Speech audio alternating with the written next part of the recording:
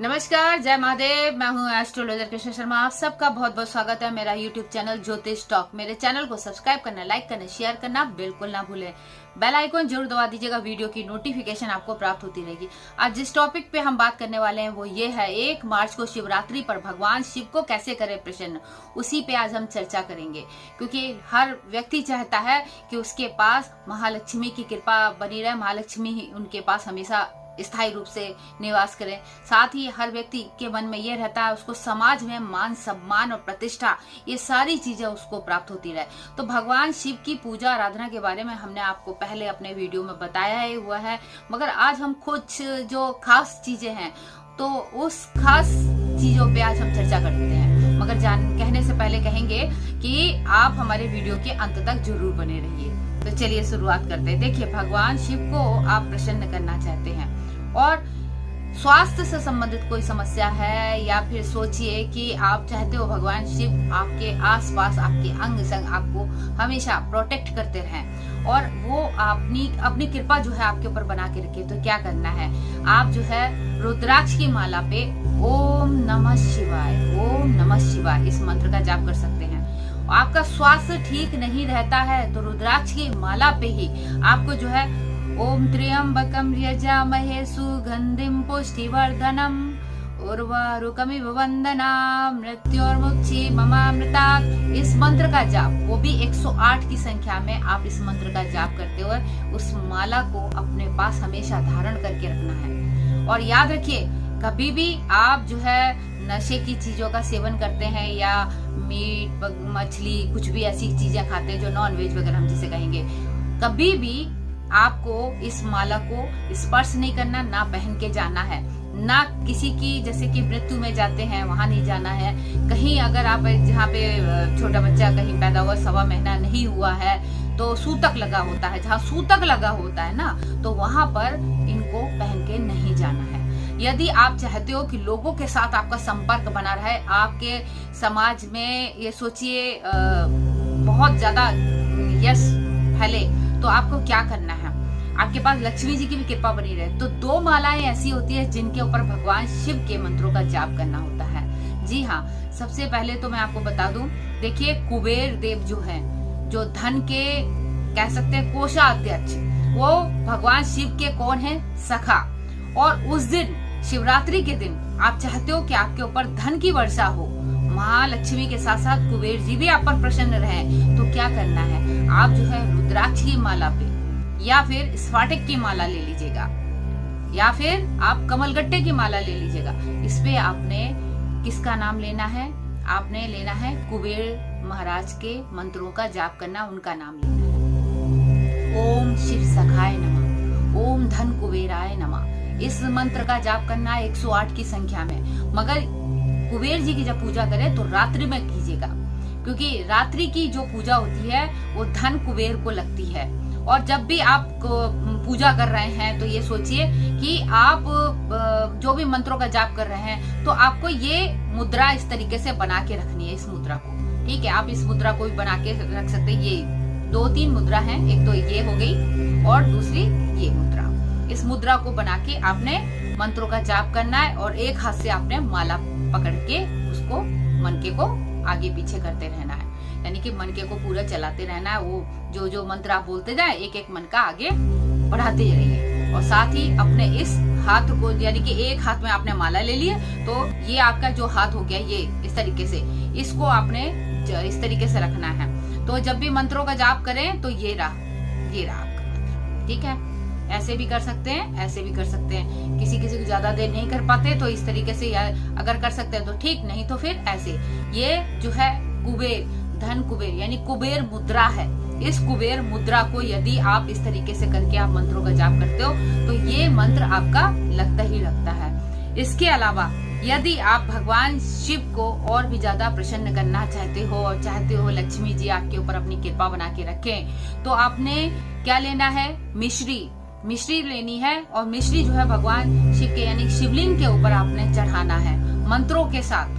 जो भी आपने जैसे ओम नमः शिवाय का जाप करना है, या फिर आप ये कह लीजिए कि जो भगवान शिव का गायत्री मंत्र है उसका जाप कर सकते हैं। ओम तत्पुरुषाय विद्महे महादेवाय धीमहि तन्नो रुद्र प्रचोदयात्। इस मंत्र का जाप करते हुए 108 बार आपको इस मंत्र का जाप करना है और उसके बाद 108 बार बोलते हुए एक हाथ में आपने स्फटिक की माला या आपने जो कमलगट्टे की माला उसको ले लीजिएगा और दूसरे हाथ से आपने क्या करना है, मिश्री चढ़ानी है। मिश्री चढ़ानी है या फिर आप चावल चढ़ा सकते हैं, चावल में घी लगा दीजिएगा, देसी घी लगा दीजिएगा, फिर उसके बाद आप उनको चढ़ाइएगा। यकीन मानिए आपके ऊपर महालक्ष्मी की कृपा बनेगी, धन कुबेर की कृपा बनेगी, क्योंकि शिव के जो सखा है कुबेर देव वो अपनी कृपा, कोषाध्यक्ष है भाई धन के, तो आपके ऊपर अपनी पूरी तरीके से कृपा बनाएंगे। उनको वचन से बांध दीजिएगा ये बोल के कि आपको भगवान शिव की सौगंध, और भगवान शिव को भी आप जो है उनसे संकल्प लेके उनको भी बोल दीजिएगा, भगवान मेरे ऊपर धन कुबेर की कृपा बनी रहे, मेरे ऊपर महालक्ष्मी की कृपा बनी रहे, क्योंकि उत्तर दिशा में लक्ष्मी जी, उत्तर दिशा में कुबेर जी बैठे रहते हैं। इसीलिए जब आप भगवान शिव के ऊपर जब पूजा पाठ करें या जलहरी करें तो उत्तर दिशा की तरफ जल जाना चाहिए। उत्तर दिशा की तरफ मुख करके आपको इस मंत्र का जाप करना है, तब जाके कहीं आप धन कुबेर को प्रसन्न कर सकते हैं, आप महालक्ष्मी को प्रसन्न कर सकते हैं। यदि इन सब चीजों का आप बहुत अच्छे से पालन करेंगे तो यकीन मानिए आपकी पूजा सफल रहेगी। और इसके अलावा ये भी बता दें कि और भी जैसे शिव रावण का जो शिव स्तोत्र है, शिव तांडव स्तोत्र है, उसका पाठ भी आप कर सकते हैं। ओम नमो भगवते रुद्राय, ये भी मंत्र जो है भगवान शिव को अति प्रिय है, इस मंत्र का भी जाप कर सकते हैं। इससे जो है आप ये सोचिए महाकाल की कृपा आपके ऊपर बनी रहती है, महादेव की कृपा आपके ऊपर बनी रहती है। अभी मैं ये जैसे आपको बोल रही थी, भगवान शिव को भोलेनाथ इसलिए कहा गया है, वो बहुत ही भोले हैं, उनको आप जल मात्र से भी प्रसन्न कर सकते हो। जलहारी पूरा डाल दीजिए, गंगा जल डाल दीजिए, भगवान शिव प्रसन्न, ठीक है। मगर आपके पास सब कुछ है तो आप क्यों नहीं कर सकते? आप चावल, बासमती चावल चढ़ाने और कोई चावल नहीं, बासमती चावल जिसमें देसी घी लगा दीजिएगा। देसी घी नहीं लगा सकते तो आप सादे चावल भी चढ़ा सकते हैं, मगर जब भी चढ़ाएं तो 108 जो है 108 बार आपको आहुति उसमें, यानी कि जैसे देते हैं ना उस तरीके से हवन भी कर सकते हैं। हवन कुंड में भी जो है पूरे सभी देवताओं का आह्वान करके भगवान शिव का नाम लेते हुए आप हवन कुंड में भी आहुति चावल की दे सकते हैं। मगर भगवान शिव के ऊपर आपने चावल चढ़ाने से महालक्ष्मी की कृपा आपके ऊपर और भी बनाना चाहते हैं तो ये जरूर करके देखिएगा।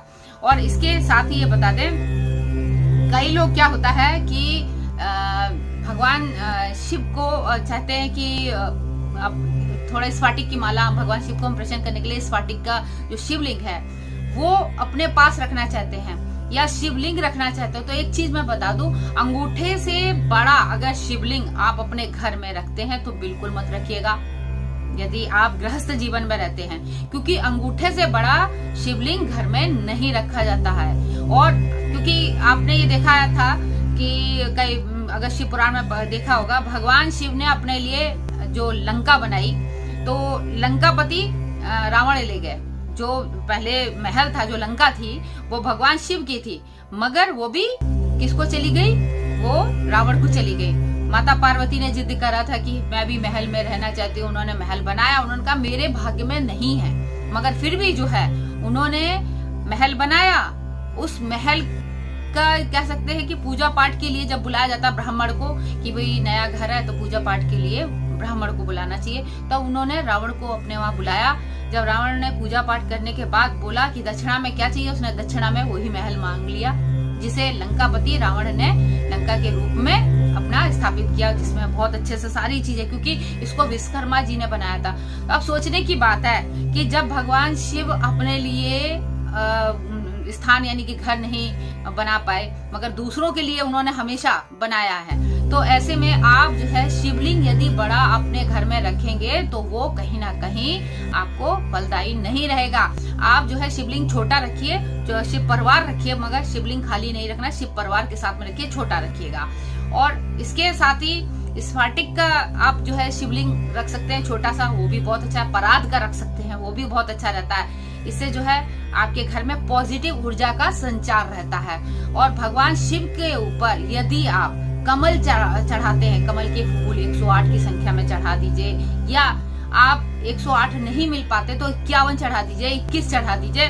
और आप जब भी चढ़ा रहे हो सके तो चंदन का इत्र लगाकर या गुलाब का इत्र लगाकर आपने भगवान शिव को कमल चढ़ाना है महालक्ष्मी के मंत्रों के साथ में। तो इससे भी भगवान शिव आपके ऊपर अपनी कृपा बनाते हैं, महालक्ष्मी की कृपा आपके ऊपर बनती है, महालक्ष्मी भी प्रसन्न रहती हैं, भगवान विष्णु भी प्रसन्न रहते हैं। तो ये सारी जो भौतिक सुख और सुविधा है महालक्ष्मी आपके ऊपर, भगवान भोलेनाथ आपके ऊपर बना देगी। और ये पूजा जो मैंने आप लोगों को बताई है कुबेर जी की, वो आपको रात्रि में करनी है, महालक्ष्मी की करनी है। तो आप सुबह प्रातः कालीन जो होता है उस समय कर सकते हैं। उसके अलावा आप जो है शाम को भी महालक्ष्मी की पूजा आराधना, जब भी आप घर में अगर रुद्राभिषेक कर रहे हैं या आपके घर में कोई अनुष्ठान वगैरह आप कर रहे हैं तब करिए, नहीं तो जाके किसी मंदिर में जाकर आप करके आइएगा। घर में अगर आप चाहते हैं कि अन्नपूर्णा की कृपा प्राप्त रहे तो अनाज का शिवलिंग बनाकर उसका रुद्राभिषेक करवाइएगा। मिश्री का, गुड़ का, बहुत सारी चीजों का बनता है, बालू का, मिट्टी का, इसका भी बनता है जो शिवलिंग बनता है। अलग अलग तरीके के शिवलिंग होते हैं, हर शिवलिंग की पूजा पाठ होती है। उसको प्राण प्रतिष्ठा भी अगर करवानी हो तो कह सकते हैं कि ये वो है कि आप जो है किसी से कहने की जरूरत नहीं है, आप खुद ही उसको प्राण प्रतिष्ठित कर सकते हैं जो भी आप शिवलिंग लेके आए हो। तो यदि आप चाहते हो भगवान शिव की कृपा आपके ऊपर बनी रहे, लक्ष्मी जी की कृपा आपके ऊपर बनी रहे, धन कुबेर की भी कृपा आपके ऊपर बनी रहे, तो इस शिवरात्रि को बिल्कुल नहीं भूलिएगा ये पूजा करना और भगवान शिव को प्रसन्न कर लीजिएगा। भगवान शिव का जो शिव अष्टक का पाठ है, नमामि मीशासन निर्माण रूप वाला, वो जरूर कीजिएगा। और शिव चालीसा पढ़िएगा, जो लोग पढ़ना चाहते हैं बहुत अच्छी बात है, क्योंकि वो शिवमय भक्ति में डूबा रहेगा वो पूरा दिन।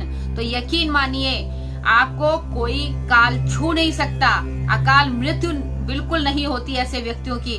और साथ ही ये भी है कि आपके परिवार के ऊपर भगवान शिव की, महाकाल की, रुद्र की, सबकी कृपा बनी रहती है। तो आप चाहते हो माता पार्वती और भगवान शिव अपनी कृपा बना के रखें, तो इस शिवरात्रि पर ये जो मैंने पूजा आपको बताई है करना ना भूलिएगा। चाहते कि धन की वर्षा रहे तो ऐसे में ये पूजा जरूर कीजिएगा।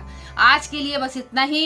अगले टॉपिक में बताएंगे कि कैसे होली पर करें खास उपाय अपने शत्रुओं के विनाश के लिए। तो चलिए, तब तक मैं यही कहूंगी, स्वस्थ रहिए, मस्त रहिए। भगवान भोलेनाथ आप सभी पर अपनी कृपा बना के रखें। और साथ ही जाते जाते कहेंगे आप सभी को महाशिवरात्रि की हार्दिक शुभकामनाएं। हर हर महादेव, हर हर महादेव।